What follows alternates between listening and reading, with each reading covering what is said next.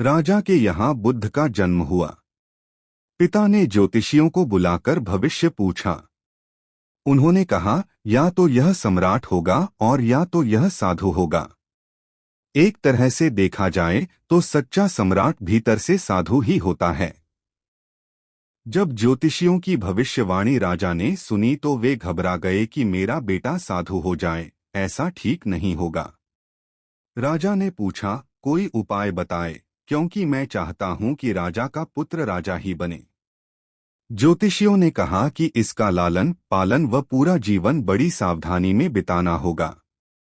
अर्थात आपका पुत्र सिद्धार्थ कभी किसी बूढ़े व्यक्ति को न देखे, कभी किसी बीमार व्यक्ति को न देखे और कभी किसी मरे हुए व्यक्ति को न देखे। जब तक ऐसा होगा तब तक वे राजा ही बने रहेंगे, अगर ऐसा नहीं हुआ तो वे साधु बन जाएंगे। राजा शुद्धोधन ने अपने पुत्र सिद्धार्थ के लिए बढ़िया से बढ़िया बड़े बड़े महल, अच्छे से अच्छा भोजन, दास दासियां और खाने पीने के सामान आदि वस्तुओं के ढेर लगा दिए। पिता ने पुत्र को सुख सुविधाओं में इतना उलझा दिया कि उसे बाहर का संसार याद ही नहीं आया। शुद्धोधन ने समझ लिया कि अब इतने सुखों के आगे साधु बनने का प्रश्न ही उपस्थित नहीं होता। वे निश्चिंत हो गए। राजा शुद्धोधन ने बिल्कुल पक्की व्यवस्था कर रखी थी कि उनका पुत्र सिद्धार्थ जीवन में कभी भी वृद्ध, बीमार और मृतक व्यक्ति को देख न सके, क्योंकि वे अपने पुत्र को खोना नहीं चाहते थे। सिद्धार्थ का जीवन ऐश्वर्य और सुख सुविधाओं में बीत रहा था। उनके जवान होने पर एक सुंदर कन्या यशोधरा से उनका विवाह हो गया। विवाह हो जाने पर शुद्धोधन की आधी चिंता मिट गई। अब तो शादी हो गई, अब कहाँ जाएगा? अब तो मेरा पुत्र बंधन में बंध गया है। अब उसके कहीं जाने का सवाल ही नहीं उठता।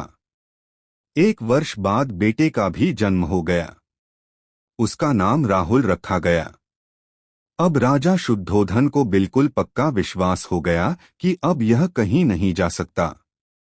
एक दिन सिद्धार्थ ने कहा कि पिताजी, आज तक मैंने कभी अपनी राजधानी नहीं देखी। आपकी आज्ञा हो तो आज देख आऊं। राजा ने कहा, हाँ हाँ अवश्य जाओ, अपना शहर देखकर आओ। एक सारथी को भी साथ में भेजा गया कि जाओ राजकुमार को राजधानी घुमा फिरा कर लाओ। फिर भी राजा ने चाक चौबंद इंतजाम कर रखा था कि कहीं चूक न हो जाए। सिद्धार्थ के लिए राजधानी के प्रमुख मार्ग खूब सजाए गए थे, पर घूमते घूमते सिद्धार्थ ने थोड़ा उल्टा मार्ग ले लिया। वे उस मार्ग से गुजरने लगे जहां पर तैयारी नहीं थी और आज उनको बहुत आश्चर्य हुआ जब पहली बार उन्होंने एक बूढ़े आदमी को देखा, कमर झुकी हुई, पूरी चमड़ी में झुर्रियां पड़ी थीं। वह परेशानी और दुहक से बेहाल था। उसकी चाल बहुत धीमी थी। बूढ़े की झुकी हुई कमर को देखकर सिद्धार्थ को एक झटका लगा और सारथी से उन्होंने पूछा, क्या एक दिन मैं भी बूढ़ा हो जाऊंगा? सारथी ने कहा, हाँ राजकुमार। हर व्यक्ति के जीवन में 3 अवस्थाएं आती हैं, बचपन, जवानी और बुढ़ापा। एक दिन तुम भी बुढ़ापे की अवस्था में जाओगे। हे राजकुमार, यह संसार का नियम है। चाहे गरीब हो या अमीर, सबका शरीर शिथिल अर्थात बूढ़ा होता है। राजकुमार सोच में पड़ गया। सारथी ने रथ को आगे बढ़ाया तो कुछ दूरी पर एक बीमार व्यक्ति मिला जो रोगों से घिरा हुआ था। उस पीड़ित व्यक्ति को देखकर राजकुमार का मन बहुत ही दुखी हुआ। राजकुमार ने पूछा, इसको क्या हुआ है? सारथी ने कहा, यह व्यक्ति बीमार है, इसलिए यह कराह रहा है। इस संसार में दुख और सुख दोनों हैं। यह अपने अपने भाग्य की बात है कि कोई दुखी है और कोई सुखी है। क्या मैं भी कभी बीमार हो सकता हूँ? सारथी ने कहा, आप यह विचार अभी छोड़ दें। समय बड़ा बलवान होता है। ये सारी बातें कर्मों पर निर्भर करती हैं। चाहे राजा हो या रंक, सुख दुख सब पर आते हैं। अगर शरीर में कोई रोग आना है तो वह आएगा। यह सब सुनकर राजकुमार सोच में पड़ गया।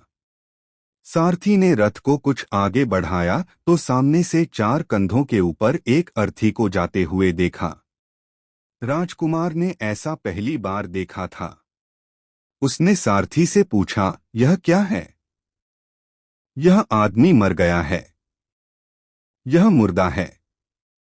जो व्यक्ति मर जाता है उसको बांधकर श्मशान भूमि में ले जाते हैं, फिर वहां पर उसे जला दिया जाता है। राजकुमार ने कहा, क्या सबको मरना पड़ता है? हाँ, सबको मरना पड़ता है। यह मृत्युलोक है। जो जन्म लेता है उसे कभी न कभी अवश्य ही मरना पड़ता है। तो इसका मतलब यह हुआ कि ठीक इसी तरह से एक दिन मुझे भी मरना होगा। मेरी देह भी मुर्दा होगी और मुझको भी 4 कंधों पर उठाकर ले जाया जाएगा। मुझको भी ऐसे ही रस्सियों से बांधा जाएगा। मेरे भी आगे पीछे घर के सदस्य रोएंगे, तड़पेंगे और जिस संसार को मैंने इकट्ठा किया है वह सारा का सारा मुझसे छूट जाएगा। इसका मतलब यह हुआ कि क्या एक दिन मैं भी मर जाऊंगा?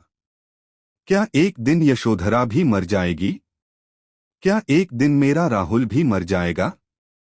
सारथी ने कहा, हाँ राजकुमार, एक दिन मैं भी मरूंगा, आप भी मरेंगे, यशोधरा भी मरेंगी और राहुल भी मरेगा, क्योंकि यह सब मरने के लिए ही पैदा होते हैं। उस रात सिद्धार्थ सो न सके। सोचने लगे कि क्या संसार में इतना दुख है, रोग है, बुढ़ापा है, और ऐसे में मैं खा पीकर कैसे जी सकता हूँ? नहीं नहीं, ऐसा मुझसे नहीं हो सकता।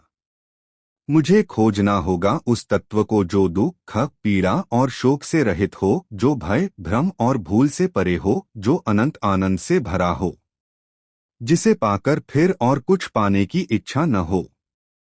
सिद्धार्थ वैराग्य के शिखर तक पहुंच चुके थे। बस उसी रात को उन्होंने घर छोड़ दिया। सारथी से कहा कि नगर की सीमा से दूर ले चलो। नगर के बाहर पहुंचकर सारथी को लौटा दिया।